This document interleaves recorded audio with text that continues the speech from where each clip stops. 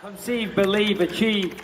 This is former UFC middleweight champion of the world, Michael Bisping. Paddy the Baddy here. You're listening to Combat Sports UK. And you're watching Combat Sports UK. Hello, everybody. Welcome back to the Combat Sports UK YouTube channel. It's me, Taylor Collard. I'm delighted to be joined by Tom, the Viking Crosby. Tom, how are you, mate? I'm good, mate. Good. Thank you very much. How are you? Very well, very well. What are we rocking? Are we rocking the mullet? Have we got a full head of hair? What have we got going on here? We've got the mullet at the moment. We got the mullet. Amazing, man. So we're building up to your fight this weekend, this Saturday night over in Oberhausen, February 10th. Octagon 53 against Miroslav Broz. And I guess first thing I really want to jump on is how good it must feel to be getting back into the cage. Obviously, you had your shoulder surgery. You have been competing kind of in grappling, but how good does it feel to be going and getting an MMA fight again? Oh yeah, it feels amazing. I meant to fight like back end of last year, but nothing ever came about. So yeah, it's good that I'm getting back in there. It's just what is it now? Just under 2 years. So yeah, surgery put me back a long time. So, yeah, I'm excited. And overall, how's the recovery been going from the surgery? Like you said, did it take you longer than you expected to recover from that surgery? It was a long haul. It was very frustrating. I had I sustained the injury. Started off like really small. The niggle got bigger and bigger.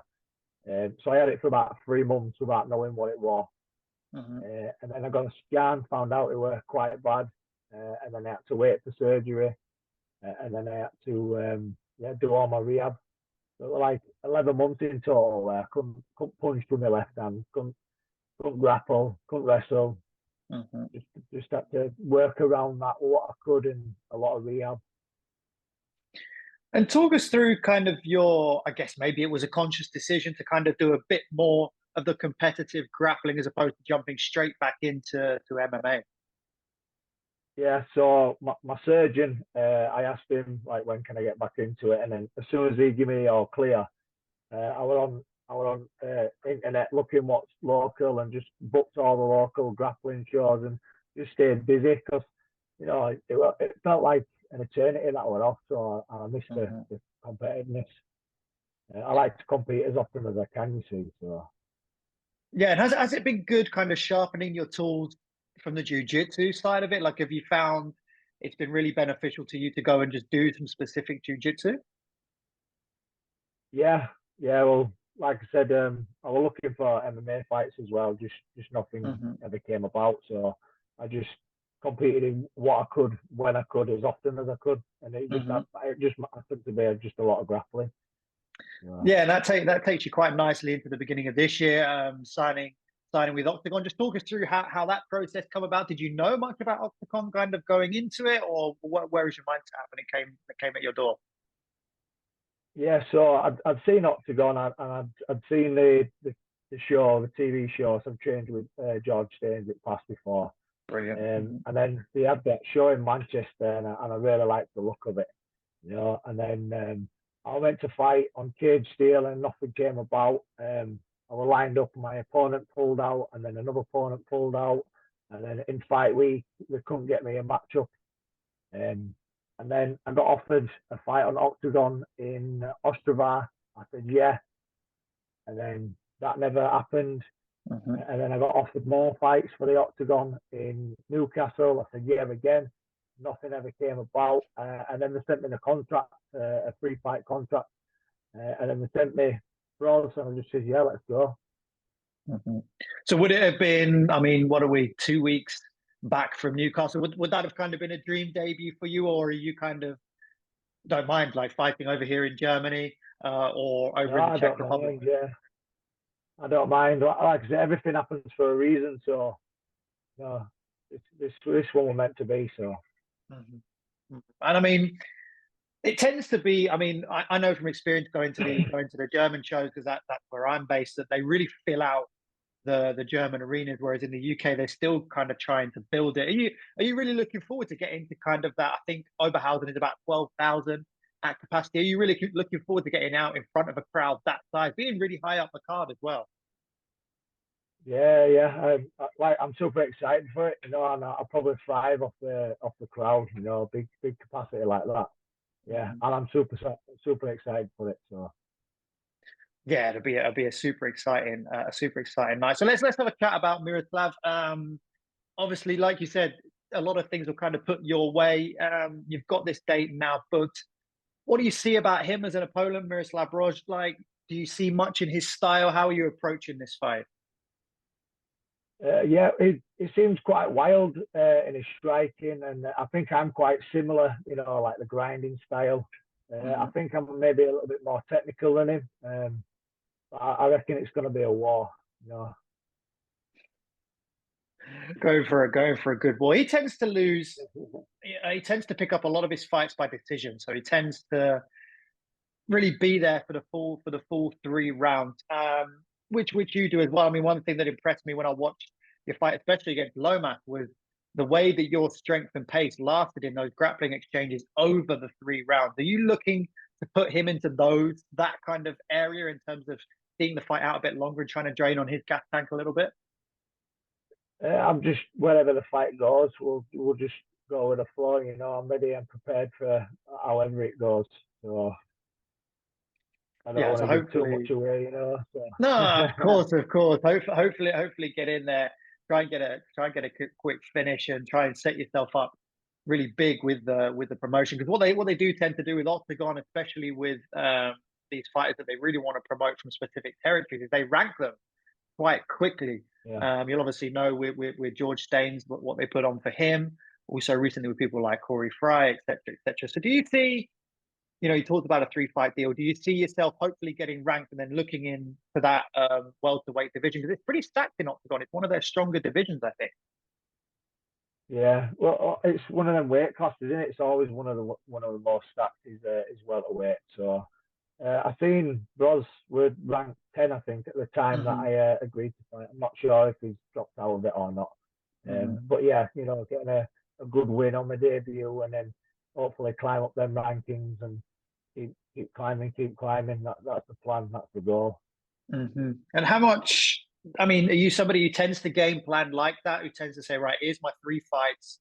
This is fight 1. Here's what I might like 2 and 3, or are you just? It's all about Braj, the guy in front of me, and we'll see what happens afterwards. Yeah. Fully concentrating on this fight first, and then there's always little short-term goals. There's always like medium-term goals. There's always long-term goals. So sometimes they have to adjust depending on what happens. I've got certain and specific goals in my mind. Yeah. That's brilliant. And I mean, for you, how has camp been in the run up to this fight? Have you had a long camp? Obviously, with those kind of, we might get you opponent for this, an opponent for that. Have you kind of been planning that way? How has that gone? That process for you? Yeah. So I was in a camp obviously for the fight I was meant to fight back in the last year, and then through December it was just ticking over, and then like the first week of January, I think that's when it got confirmed, and that's when I started picking it up. So I spent a couple of days over at Next Gen, and then going at my home gym AVT, and then one of the lads he dropped out of like a trip where not all of the AVT, but some of the guys were going to Bangkok over in Thailand. He dropped out, so I managed to take his spot, and it would just managed to be like perfect timing, for the final 2 weeks of camp. I got back Saturday night, and spent a good 2 weeks there. That were good, really good. Yeah, what did you find that you got out of it specifically? Is it the level of training partner? Is it the coaching? Like, what did you get out of it mostly? The 2 weeks I spent away. Yeah. Well, like back home, obviously I work and stuff, and I coach, and I train, and it was good to go to Thailand where I could just concentrate on everything myself and not have to stress about work and coaching and clients and things like that. So it was good. I could just fully concentrate on my training. I got extra training in, and I want like on the go, so I had time to recover as well. Yeah, it was pretty good. Really Yeah, good. and you also got 2 weeks out of the British winter. I mean, that must have been pretty nice as well. A nice little dose Yeah, of yeah, vitamin D. yeah. That's it. Bit of vitamin D and training in like 30 degrees heat. I come Yeah, the home. I've been humidity. training tonight. I was freezing. I can tell you it's not much warmer in Germany, mate. So when you get over it later this week, it's going to be pretty similar to be fair. And just touch on next gen as well. Obviously, Molly McCann had an excellent win just this weekend. What did you get from next gen? Obviously, they're a really close and tight camp with a really high level of competitors. What did you get kind of training out of there? Yeah, it was good. Like I like mixing it up, and I like cross training and learning things from different gyms and things like that. So what I do is Adam Venture. He's the head youth coach of the England team, and Mm-hmm. I'm one of the assistants. So I'm like one of his colleagues on that part, and I just asked, is it cool if I come for a couple of days? Just because at that time I didn't have work. It was school Mm-hmm. holidays still the first week of January. Mm-hmm. So I went across and yeah, just mixing it up with different bodies and different style of training and coaching and stuff. Mm-hmm. It was good. Yeah, phenomenal experience, I'm sure, especially with the level that gym's working at. So you mentioned there you kind of juggle a few hats. I mean, for those that don't know, what's the day job? What do you get up to when you're not kind of coaching or in the cage? So I'm a childminder. So my mum has a childminding business, and I used to do that like full time and train Mm-hmm. before and after work. But now it's just part time, so I just do like the school runs now. Mm-hmm. Business is called Crosby's Little Angels. Mm-hmm. So yeah, I'll do like a morning minibus run, and then a primary school run, and then same again in the afternoon, Mm-hmm. and then I'm like training in between, Yeah. and then after the school runs in the afternoon, it's coaching at AVT. Mm-hmm. I'm the head youth coach there, and then it's Mm-hmm. training again, and then it's home. So No, it's a that's long day. that's amazing. That's amazing. I remember I was speaking with James Lewis as well, who mentions, he kind of does that kind of social care area kind of work. I mean, it must be incredible, right? Ferrying around these kids back into from school and things like that, and the things that they come out with. I'm a teacher myself, so I know what kids can come out with sometimes. Are they aware of like what you do, and are they aware that you're going out to Germany for a big fight? Like, do they kind of give you any banter and things like that with it? Yeah, they're aware that I fight, and if they ask about it and stuff, I'll tell them. And Mm-hmm. then sometimes they'll come and say, I've seen your fight on YouTube. I've been watching on YouTube. So yeah, they know that I do it, and then the parents know that I compete and fight and stuff. And yeah, they're all supportive. Oh, amazing, amazing! I can imagine that they're really great to have their support. And I guess when you get there on what will it be, a Monday or a Tuesday, hopefully being successful, you get some smiles and things like that from them, right? Yeah, that's it. Yeah. Yeah, that'd be amazing. And then finally, I just I, want to I, touch on your coaching with AVT. If you jump onto your Instagram, you see you kind of having a lot of success there, and your gym's doing really really well, especially in the jiu-jitsu circuit. How rewarding is that, and how did you make like a very conscious decision? Obviously, you've worked with kids quite a lot to go the youth route as opposed to maybe the I don't know, kind of amateur fighter route, so to speak.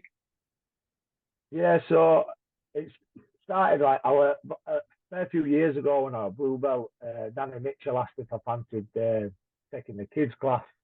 Um, and at first I wasn't confident because I was only blue belt. So I give it a while, and then just it clicked, and I thought, you know what, yeah, I'll give it a go.